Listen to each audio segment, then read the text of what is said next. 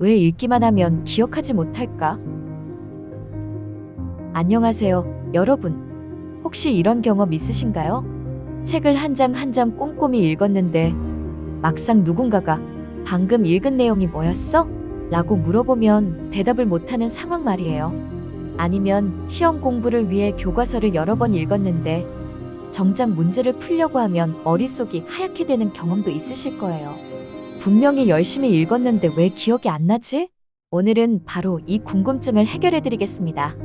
인지과학의 관점에서 왜 읽기만 하는 학습이 가장 비효율적인 방법 중 하나인지, 그리고 우리 뇌가 정말로 기억하는 방법은 무엇인지 알아보겠습니다. 읽기만 하는 학습의 문제점. 먼저 충격적인 사실부터 말씀드릴게요. 인지과학자들의 연구에 따르면 읽기만 하는 것은 가장 비효율적인 학습 전략 중 하나라고 합니다. 그런데 나는 읽으면서 이해도 되고 기억도 나는 것 같은데? 이렇게 생각하시는 분들이 많을 거예요. 하지만 이것이 바로 첫 번째 함정입니다. 인지적 유창성의 착각. 우리가 같은 내용을 여러 번 반복해서 읽으면 그 내용이 점점 익숙하게 느껴집니다. 처음에는 어려웠던 문장도 2번, 3번 읽으니까 쉽게 읽혀요. 이제 이해했어. 기억했어. 하지만 이것은 착각입니다. 인지과학에서는 이를 인지적 유창성의 착각이라고 부르죠. 쉽게 예를 들어볼게요. 여러분이 새로운 동네에 이사를 갔다고 생각해보세요. 처음에는 길이 복잡하고 헷갈렸지만 며칠 지나니까 익숙해졌어요. 그런데 이때 나는 이제 이 동네의 모든 길을 완벽히 알고 있어 라고 생각하시나요? 아니죠. 단지 자주 다니는 몇 개의 길에만 익숙해진 거예요. 읽기도 마찬가지입니다. 내용이 익숙하게 느껴지는 것과 실제로 장기 기억에 저장되는 것은 완전히 다른 이야기입니다. 바람직한 어려움의 부재. 2번째 문제는 바람직한 어려움이 없다는 점입니다. 어려움이 바람직하다고? 그게 무슨 소리야? 네, 맞습니다. 기억은 실제로 어느 정도의 저항과 어려움을 겪어야 강해집니다. 마치 근육을 키우려면 저항 운동을 해야 하는 것처럼 말이에요. 하지만 단순히 눈으로 읽는 것은 뇌에 거의 부하를 주지 않습니다. 너무 쉬워서 내가 이건 중요하지 않구나 라고 판단해버리는 거죠. 이 읽기만 하는 학습의 부정적 결과? 그렇다면 읽기만 하는 학습은 구체적으로 어떤 문제를 일으킬까요? 정보 인출의 실패.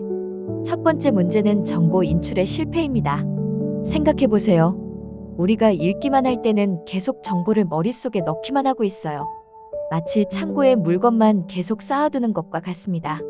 그런데 정작 그 정보가 필요할 때는 어떻게 될까요? 창고가 너무 어수선해서 원하는 물건을 찾을 수가 없는 거예요.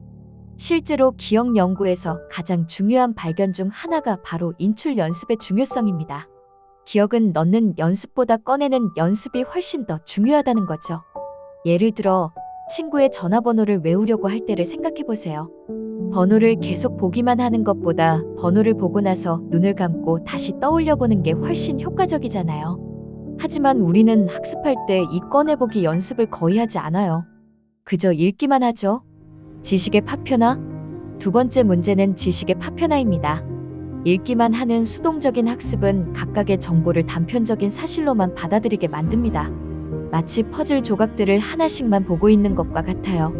각 조각은 볼 수 있지만 전체 그림이 무엇인지는 모르는 상태인 거죠.